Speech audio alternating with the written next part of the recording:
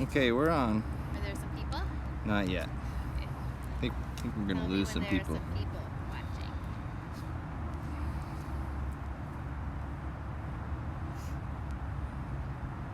Did you tell them that we would start again? Mm-hmm. You did. Okay. Right. Okay, we're getting up there. We got like 15 people watching now. All right. I will direct seed for those 15 people. Okay. Thanks for coming back, guys. Sorry about that. Okay, so I'm going to direct seed some mustard. I'm going to open my package. And like I was saying, you don't even really need a tool for this because you are barely planting these seeds. They only need to be under the soil. They don't need to be a foot in or, an inch in or half an inch. Woo, don't do a foot.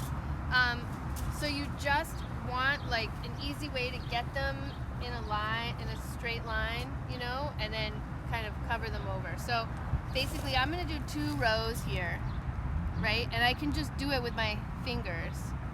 She's just making a little furrow there. A little, yeah, the word is furrow.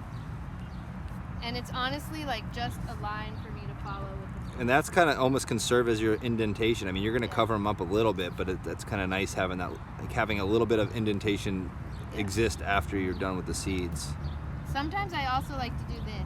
Oh, that's good because then you're going to get more soil to seed contact. So actually having a little bit of. He likes it. Yeah, having it a little firmer is better sometimes, especially with things like carrots that are a long germination. If you plant them in soil that's too fluffy, you're not going to get as good of a stand. Right. Okay. Carrot seeding's a whole chapter in and of itself. Okay, so look, I'm just gonna put like half the seeds in my hand. Mm-hmm. Okay, and then I'm gonna take little pinches and I'm gonna move my fingers really quickly because I just want Yeah, your fingers are so good at rolling the seeds. My fingers are really good at this. Well, I meant everybody's, but yeah, yours are pretty good too. I roll like this. Yeah, she's taking a pinch of about 10 seeds and going like that as I move. And you can really just sort of gauge how many are coming or leaving your hand. Yeah. So I know it looks like nothing. Like even when you do it, you're gonna be like, oh my god, this is it. But I'm using probably 600 seeds right now. Yeah, it's probably like plenty. And you can barely see them because they look like the soil. They're the same colors. So you're going to be like, what did I just do? But yeah. Trust me. And then because they're such small seeds, a lot of times once you water them, they'll work their way into nooks and crannies. I mean, she's going to cover them, but like they often can sort of find themselves a little hole to get in. Okay, so look, that's it. Now I'm going to go, and my little technique that I have is I just act like a little brush in this center aisle, and I just brush this center aisle into the furrows. Yeah, and see, like, there's still a little bit of an indent. I don't know if you can see because the light's a little weird, but still a little bit of an indentation so that water will focus there. Okay, so look, I'm done planting. I have irrigation here. So Which we should have put out first, but whatever. No, what? Oh, you do it first? So look, I'll lay out my irrigation. I used these. I knew that where these were, so I was like, oh, I'll put my, hammer in near the irrigation. You can tuck your irrigation up against your plants. It's a nice habit if you have it.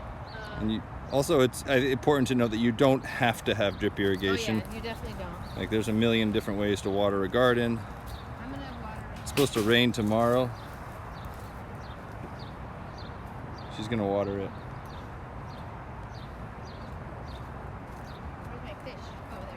Okay, so something that we really like to do is to make our watering in also have some fertility in it. Your plants are, water-wise, they're most vulnerable right now because A, they were living the good life in our nursery or the nursery that you buy them from. Talk at the camera. What?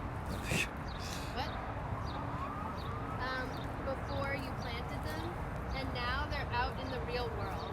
There's a technique called hardening off that a lot of farms do, especially during springtime when it's still really chilly out, where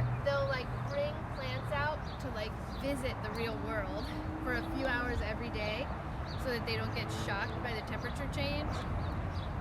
You don't need to do that here with these plants, but you need to at least know that that's a thing. You know, that like these plants were in being watered 3 or 4 times a day in really delicious potting mix for their whole lives, and now all of a sudden they're going to be in full sun in your garden, getting blasted in soil that's kind of hydrophobic, and you just messed with their root systems by planting them. And they've already eaten most of the food that was in that tiny little pot that you bought it in. Right. So this is why Tiffany added the fish emulsion there. So look, this is a vinegar bottle, so I cannot show you anything. But this brown stinky stuff is fish emulsion. It's our favorite foliar fertilizer. It's really cool for plants because they can absorb it via their leaves and their roots, which they can't. I mean, it's just very cool that they can use their leaves too, because everything else, nutrition-wise, has to go through their root system, and it depends on things like your soil. We like foliar feeding also because if you're having issues with your soil, like maybe your soil isn't that balanced or maybe you're overwatering, for example, and your plants are having a hard time accessing the nutrients that you put in there for it, which is totally a thing. It's not like a guarantee that if you sprinkle nutrient dust, aka granular fertilizer, in your soil, everything's going to be fine. There are other issues at play, and so one way to kind of like acknowledge that and work around it, but not all the way around it, but at least work with that knowledge, is using a foliar fertilizer. So there's some really cool stuff we didn't say about foliars. Should I say it? yeah, sure. Oh, so one thing that's cool is actually the plant is going to take these nutrients and it's actually going to feed the microorganisms that are in the soil and increase the biology in the soil by this foliar feeding, which is, I think, is really fascinating. So the plant doesn't have the root system to forage yet, but by doing this, you're actually sort of driving the system from the top down versus from the bottom up, which is really cool that plants work that way. So I'm just getting the whole place wet, and if your soil is sort of really, really dry, you know, this might take a little while. You can go through and do it a number of times. Chris, do a little experiment. Over there in that corner where I watered already, will you move the soil for everybody and see how dry it is underneath? Sure. Yeah, it's like she didn't do a damn thing. Like, it's still Look, super dry under there. Yeah. Yeah, it's still, I mean, the top inch is wet, so. So like She's people gotta- do that all the time. They're like, but I'm watering, like look at how wet my top layer is. Yeah, Like, once dude. it dries out, it's really hard to get it wet again. Yeah. And it's been so dry. Hopefully this rain tomorrow really gives us some proper moisture. So like this is not, you know, I'm not done. I started by getting everything wet, and then I'm gonna like go back. And if I didn't have people watching me that would get bored by it, I'd do another gallon. That could be a thing though, you know, just like an Instagram video where people just like watch you water the garden. Okay, I also want to talk about, or actually, will you talk about hay while I go get some? Okay. Like covering the surface. Okay, yeah. We're gonna talk about hey guys, mulching the soil.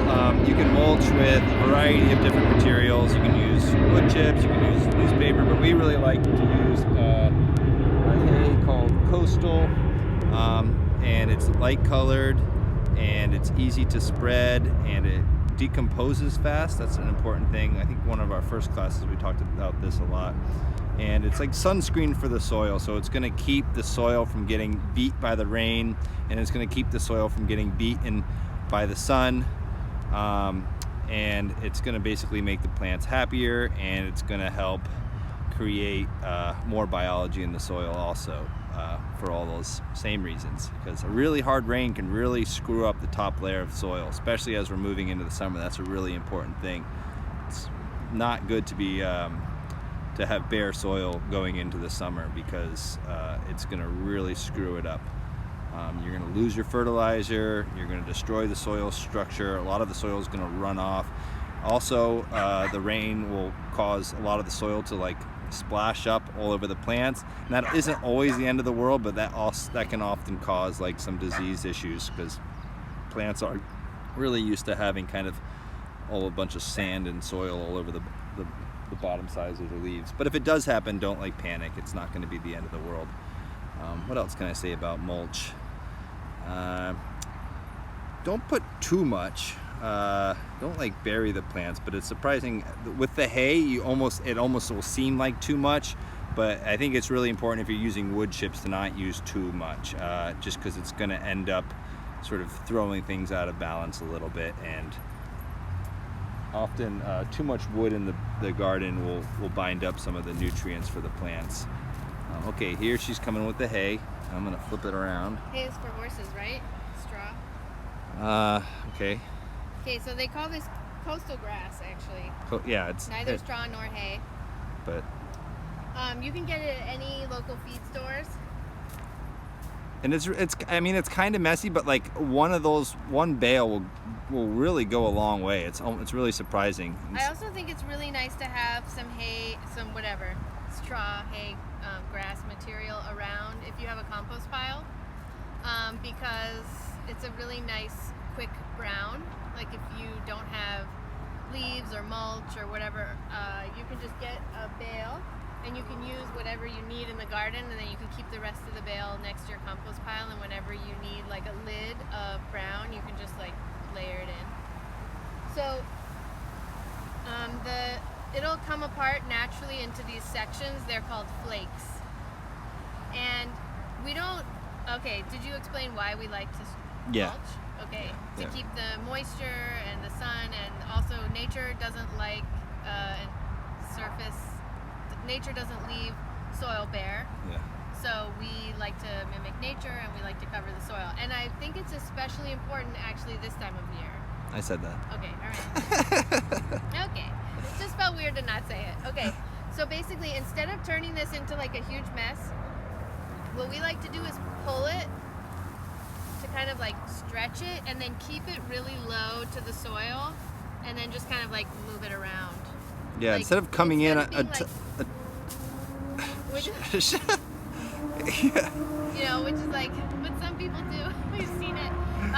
We just like to keep it low because we don't want to get all the plant's leaves like completely covered with hay. I'm not haying or whatever, mulching over my direct seeded area on purpose. Look, I'm scooting it out of the way. But I'm going all around my other plantings like this.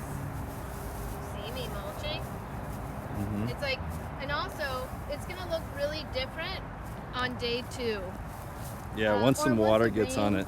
Or once you water it a few times, it gets way smoother, you know, way more stuck down onto the soil. And over time it'll decompose and it'll make you more organic matter, which is another cool thing.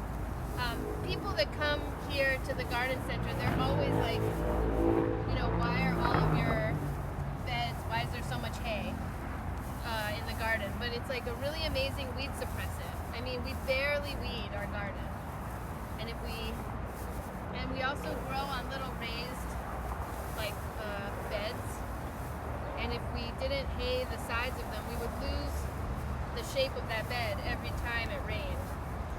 So look, I'm tucking. Mm-hmm. And a lot of my plant is now like under mulch. You know, like your plants end up looking way smaller when you're done with it. But then like literally a day later, once it's settled, then it'll look great again.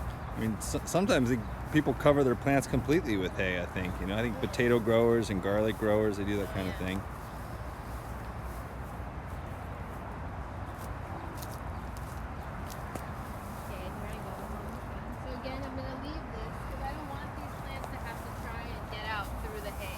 Yeah. Some seeds can come right up through the hay, but really small things like arugula and mustard are gonna struggle a little bit, and you really want them getting as much sunlight as they can super early. But then other things like onions and grasses will be able to come right up through this. Okay, is this it? Yeah. Is this our planting demo? It's over. We're done. Huh? Mm-hmm. Okay, so look. Zoom out.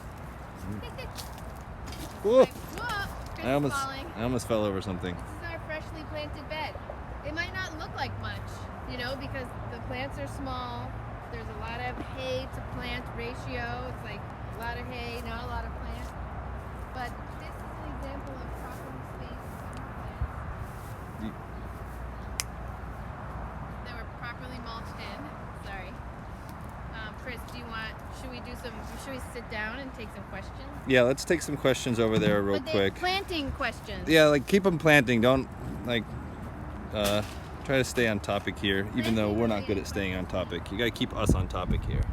I'm gonna switch this around. All right, we're back.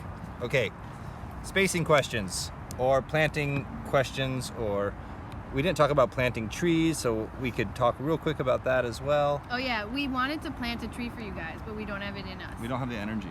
The main thing about planting a tree, should I draw a diagram? Yes. Tell them the main thing about planting the trees. I'm more worried that. About my diagram? Okay, Chris is gonna draw the diagram. The main thing is you need to dig a hole that's significantly bigger than the pot. And a lot of people, that's like the number one thing that people do wrong. I think the main reason why they do it wrong is because digging a really big hole is hard.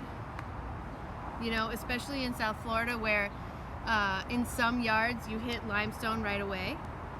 So pickaxes are really good for that, and digging bars.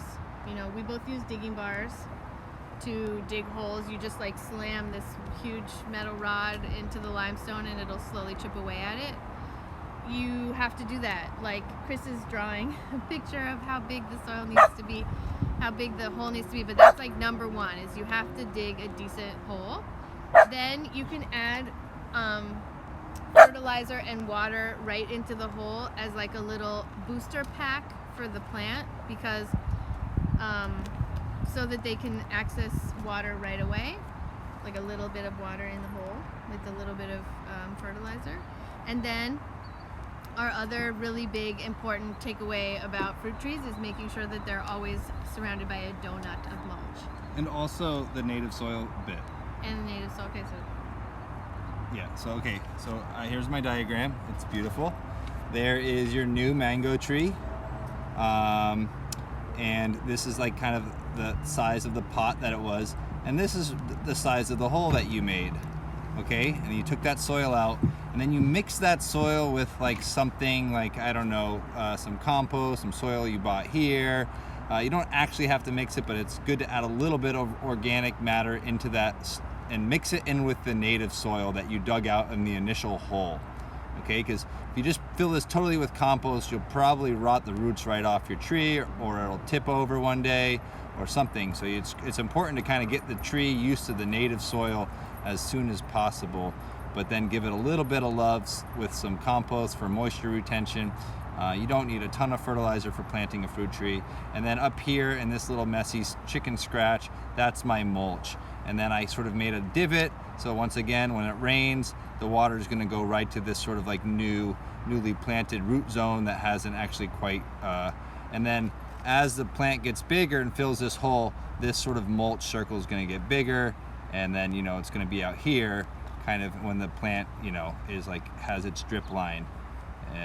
So the drip line is the edge of the tree, and you kind of want the donut and to sort of correspond with the drip line of the tree. So as the tree gets bigger, and once a tree is giant, don't worry about that.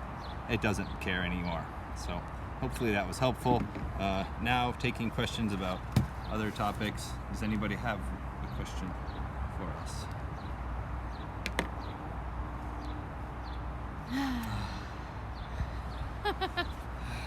Guess not.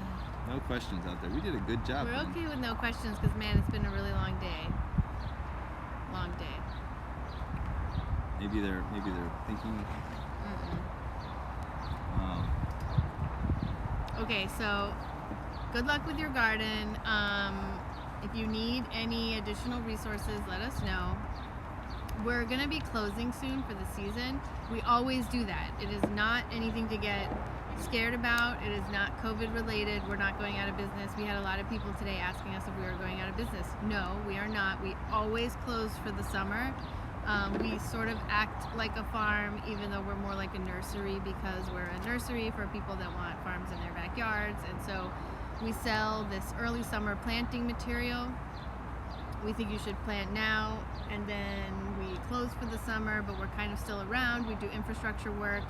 We'll keep making workshops maybe, and then we reopen. We start planting things on September 1st in the nursery, and then we reopen sometime in October.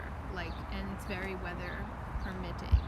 Hurricanes play a role, cold fronts play a role, but October we come back. So we're thinking we're going to be closed to the public definitely by the end of May, maybe even a little sooner. So if you need soil or plants or cover crop seeds, you're welcome to DM us, but there's a lot of information on our website, and we're open this coming Monday from 12 to 5. So that would be a really good time to come get material, because we're only running out of stuff now. So like, for example, I have 20 roselle in the nursery, and once those 20 roselle are gone, there's no more roselle. So like, for example, we're not restocking, we're slowly winding down. So thanks for watching. Goodbye.